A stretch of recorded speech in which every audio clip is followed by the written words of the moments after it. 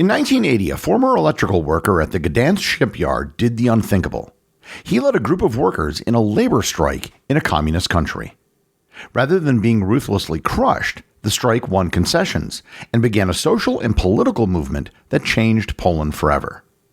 This wasn't just the beginning of the end of communism in Poland, but of the entire Cold War. Learn more about the rise of solidarity and the beginning of the end of the Eastern Bloc on this episode of Everything Everywhere Daily.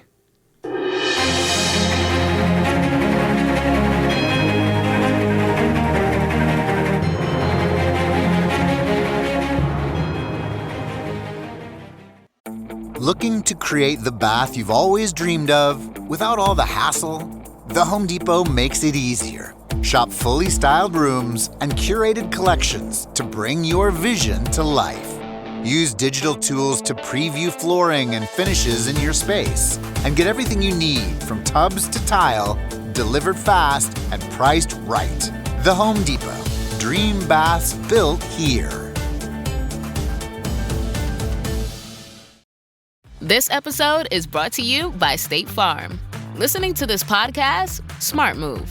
Being financially savvy? Smart move. Another smart move? Having State Farm help you create a competitive price when you choose to bundle home and auto. Bundling, just another way to save with the personal price plan. Like a good neighbor, State Farm is there. Prices are based on rating plans that vary by state. Coverage options are selected by the customer. Availability, amount of discounts and savings, and eligibility vary by state.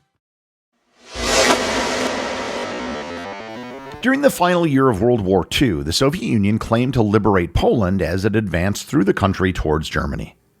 However, Soviet Premier Joseph Stalin had no intention of restoring Poland's pre-war independence.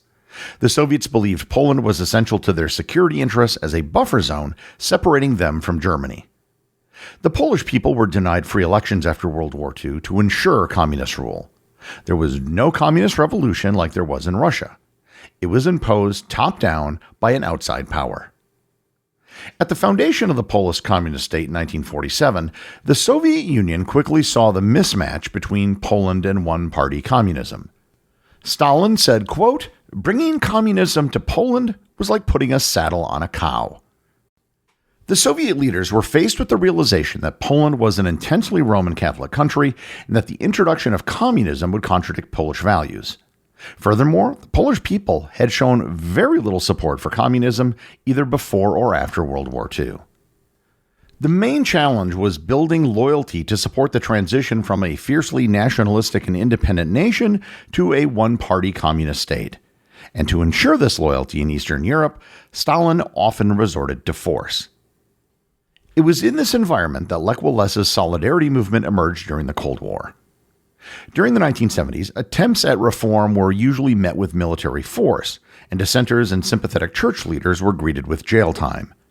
Eastern Bloc communist leaders of the late 70s and early 80s had a long history of ignoring public pressure to reform. Economically, Poland was in dire straits, leading the Eastern Bloc in borrowing from the West during the 1970s, which ultimately fueled an economic collapse.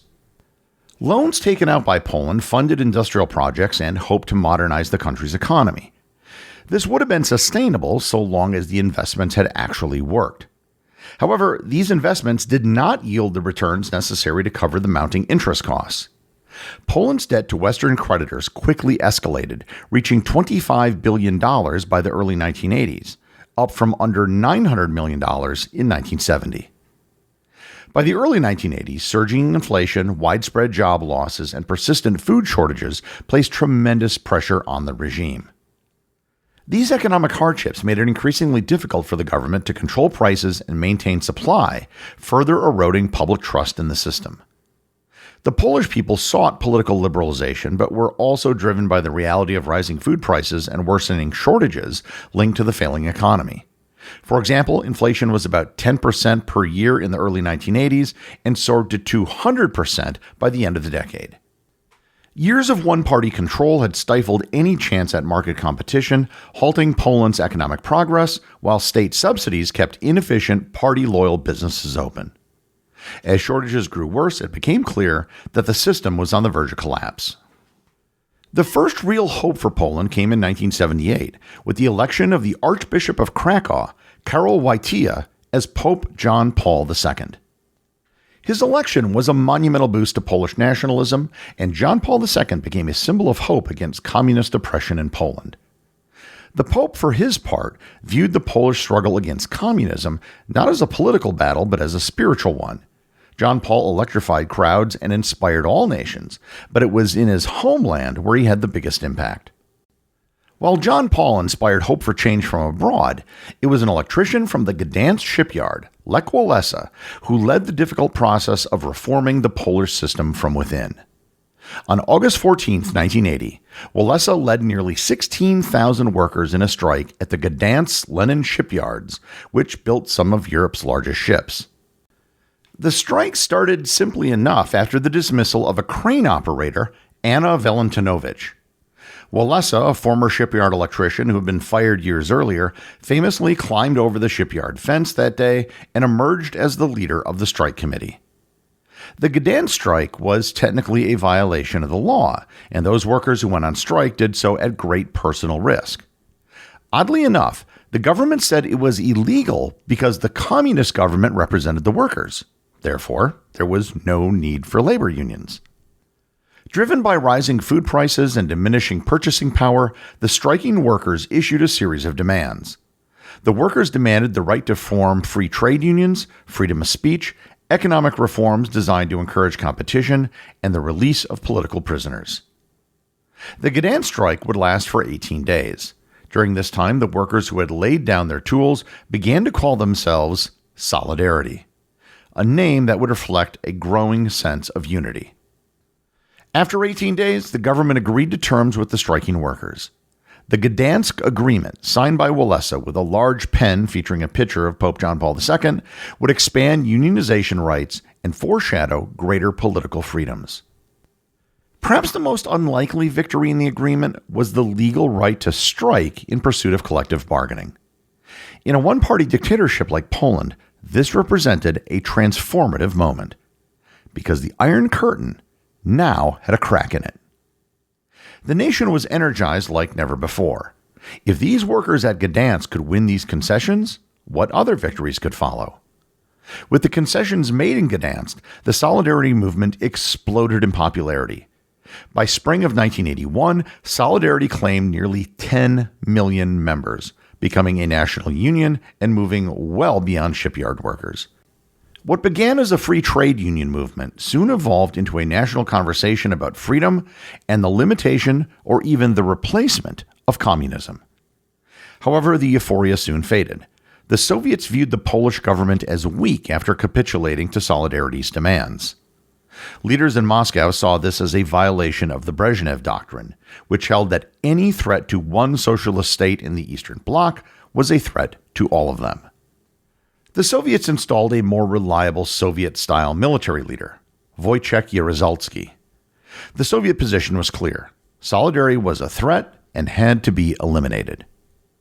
When events like this had happened in the past, such as in Hungary in 1956 and Czechoslovakia in 1968, it resulted in Soviet tanks entering the country. Jaruzelski obliged by declaring martial law, ending the strikes, abolishing Solidarity, and arresting its leadership, including Lech Walesa. The Solidarity leaders imprisoned were committed to freedom, but also nonviolent reform, influenced by their strong Catholic faith. Adam Michnik, one of Walesa's closest allies, wrote from prison in 1981, reaffirming Solidarity's belief that violence was not the path forward. He said, quote, "No one in Poland is able to prove today that violence will help us dislodge Soviet troops from Poland and to remove the communists from power. The USSR has such an enormous military power that confrontation is simply unthinkable." End quote. Michnik would note in his letters from prison that the movement drew inspiration from Gandhi and Martin Luther King Jr., reaffirming Solidarity's enduring commitment to peaceful change despite intense adversity. The movement would moderate in the 1980s as Jaruzelski initiated modest reforms and the threat of a Soviet invasion of Poland had passed. Poland's situation throughout the 1980s would also improve thanks to the support of John Paul II. John Paul did not shy away from issues. He spoke with great influence about faith and human rights in Poland. He also spoke with great specificity about the Solidarity movement, and was a frequent visitor to his native land and often addressed the group directly. During the imprisonment of Walesa and Michnik, while the nation was under martial law, the Pope offered these words, quote, "In the name of the future of mankind and humanity, the word solidarity must be pronounced." John Paul made little effort to hide his feelings about communism. Having grown up in Poland, he saw the struggle as personal and often used his platform to amplify Walesa's and Solidarity's voices. While the Pope inspired the nation from afar, Walesa did the heavy lifting in the political arena. Walesa's Nobel Prize was awarded in 1983, amid increasingly difficult economic times in Poland. The situation was so precarious that Walesa chose not to go to Oslo to receive the award himself. Instead, he sent his wife for fear that the regime would not allow him to return if he were to leave the country. After winning the Nobel Prize, he returned to work at the shipyard, reinforcing his image as an everyman amongst the Polish workforce. During times of trouble, Lech Walesa would often encourage prayer. After the murder of a priest and Solidarity member, Father Jerzy Popieluszko, by members of the regime's security force, Walesa was careful not to incite violence. The patience and consistency of the movement would be key factors in weathering the storms during difficult times. The dynamic began to change in the mid-1980s when the reformist Mikhail Gorbachev came to power in the Soviet Union. Within the USSR, Gorbachev launched his twin programs of perestroika and glasnost. Perestroika offered Western-style economic reforms that would open the Soviet Union to Western investment and ultimately ended up leading to the opening of a McDonald's in Red Square.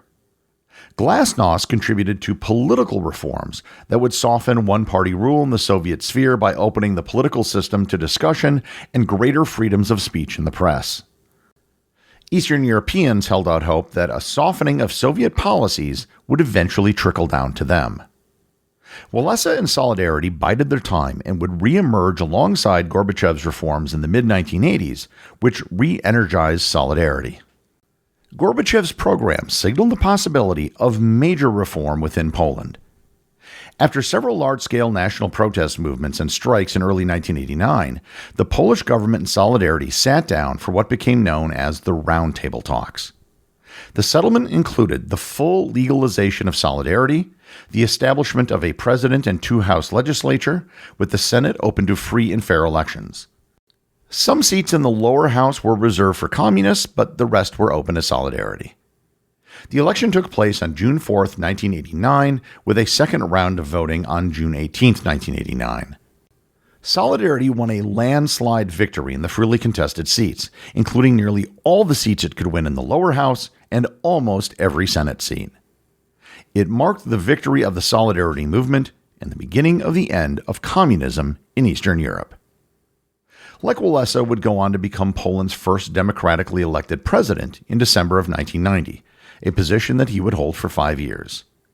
The transition to democracy in Poland took place peacefully, without any widespread violence. The fall of the Berlin Wall may be the most famous and dramatic story from the end of the Cold War, but the real start of the fall of communism in the Eastern Bloc began with a Pole who was elected Pope and an electrician who formed a labor union.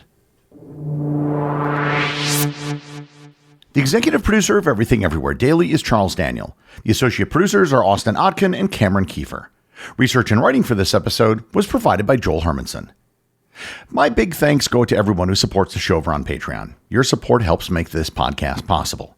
And I also want to remind everyone about the community groups on Facebook and Discord, as this is where everything happens outside of the podcast. As always, if you leave a review on any of the major podcast apps, you too can have it read on the show.